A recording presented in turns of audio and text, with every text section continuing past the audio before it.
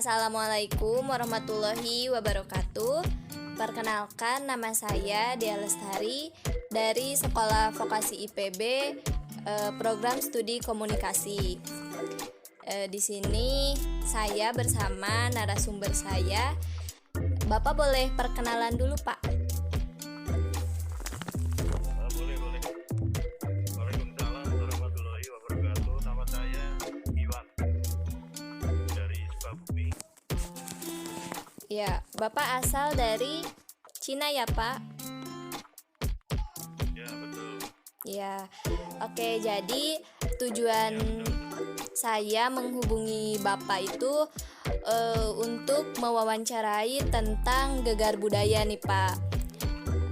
Mungkin langsung ke pertanyaan pertama aja, yaitu tentang honeymoon phase, dimana pada fase ini bagaimana sih perasaan Bapak pertama kali ketika datang ke Indonesia ini, Pak?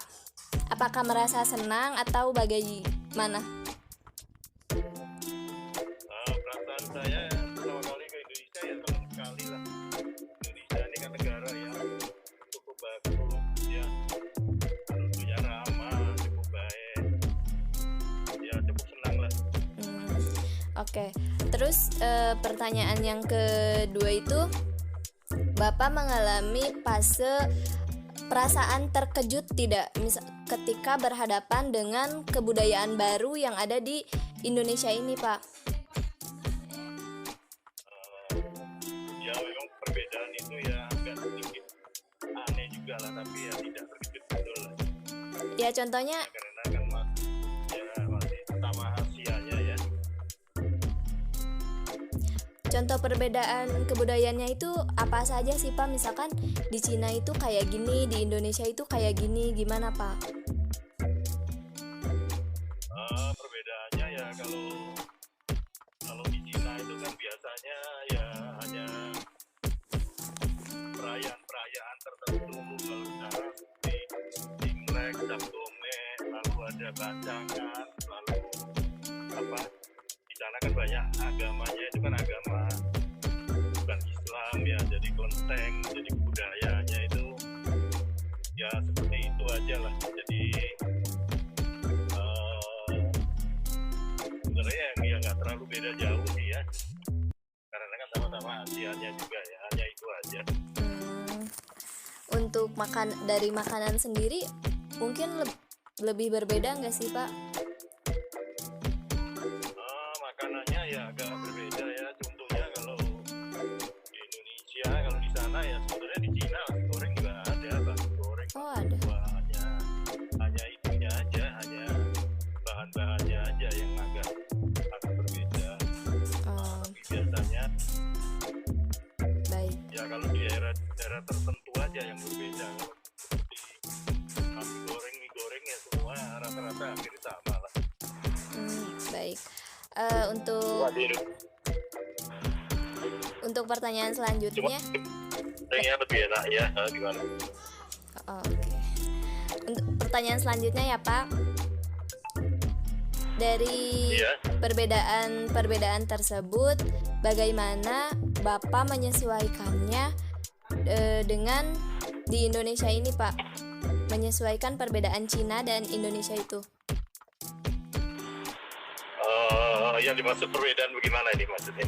Ya tadi kan perbedaannya dari kebudayaan memperingati hari-hari besar, sedangkan di Indonesia itu jarang mungkin, atau bagaimana, Pak?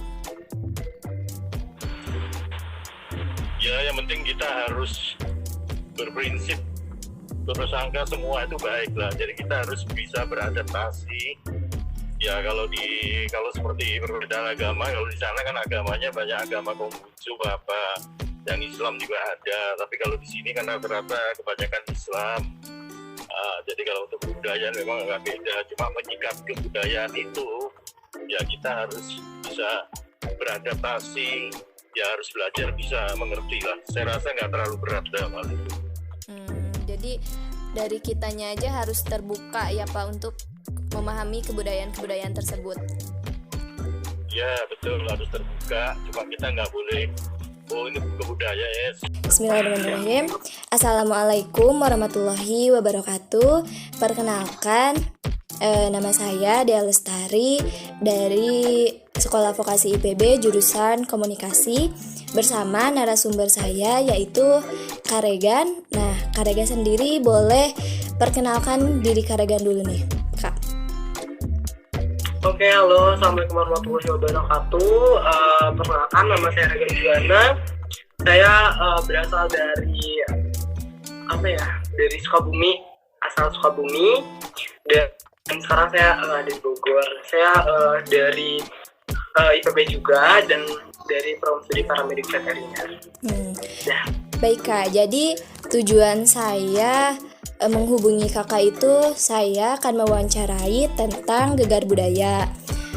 Mungkin bisa langsung ke pertanyaan pertama aja, gak apa-apa Kak? Silakan. Untuk pertanyaan pertama itu tentang honeymoon phase, dimana tentang fase bulan madu nih Kak. Nah, pada fase bulan madu itu kan pasti ada perasaan kayak senang, kayak bergembira gitu. Terus, nah pertanyaannya itu apa sih yang Kak Regan rasain pertama kali ketika datang ke kota Bogor ini gitu? Gimana perasaannya? Apakah mengalami fase ini atau tidak?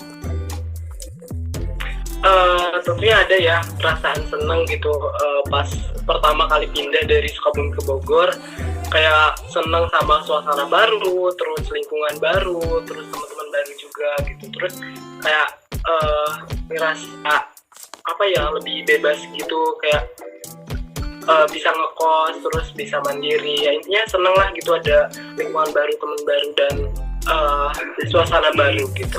Mungkin bebas dari orang tua nggak sih Kak? Merasanya kayak gitu. Nah, iya bener. Jadi kita itu pas pindah gitu kan kita pisah ya sama orang tua, terus kita kayak belajar mandiri gitu, dituntut buat mandiri, terus ya intinya kayak nggak ada gak ada tuntutan lagi dari orang tua gitu. Kan kalau kita di rumah kayak dipantau terus kan sama orang tua. Nah, ketika kita pindah itu ngekos gitu ya, kita lebih bebas aja gitu. Terus kayak ternyata ini gitu rasanya ngekos gitu sih. Baik. Untuk pertanyaan kedua itu tentang culture shock phase, dimana ini adalah fase yang kita sendiri itu merasakan perasaan terkejut, gelisah, keliru ketika berhadapan dengan kebudayaan baru nih Kak. Nah, Kak Regan sendiri nih mengalami gak sih fase itu? Misalkan pas pertama kali tuh kayak kaget gitu kebiasaan. Oh beda banget nih kebiasaan Sukabumi sama kebiasaan Bogor itu, kayak gitu Kak. Oke, kalau itu ada juga sih. Yang pertama itu kaget kayak kalau di Sukabumi itu kan dari ini yang sehari-hari itu digunakan kayak angkot. Kalau di Sukabumi kan di daerahku kan kita naik angkot tuh cuma sekali doang kan, kayak angkot jurusan A ke jurusan B itu ada satu warna gitu kan, beda. Nah kalau di Bogor itu angkotnya itu warnanya sama gitu dan cuma dibedain sama nomor doang. Nah di situ sih kaget, kayak kita kalau mau ke satu tujuan itu harus hafal nomor gitu. Jadi kalau kita salah naik aja gitu dan tujuan kita udah beda gitu. Itu sih yang pertama. Terus kagetnya itu tentang bubur. Ini serius banget. Kenapa itu Kak? Jadi iya, kalau di Sukabumi itu kan kita biasa bubur gitu, identik bubur itu ya makanan buat sarapan kan. Biasanya jualan bubur itu pagi gitu kan, nggak ada nggak akan lewat dari jam 10 pagi kan. Nah kalau di Bogor itu sampai malam, sampai jam 12 malam itu masih ada tukang bubur. Mungkin wawancaranya sudah dicukupkan saja ya Kak, karena kan mengingat Kak Regan mempunyai kesibukan lain nih. Sebelumnya terima kasih banyak sudah membantu dalam pengerjaan tugas saya ini. Mohon maaf bila ada kesalahan. Terima kasih. Wassalamualaikum warahmatullahi wabarakatuh Kak. Waalaikumsalam warahmatullahi wabarakatuh. Sama-sama. Terima kasih kembali.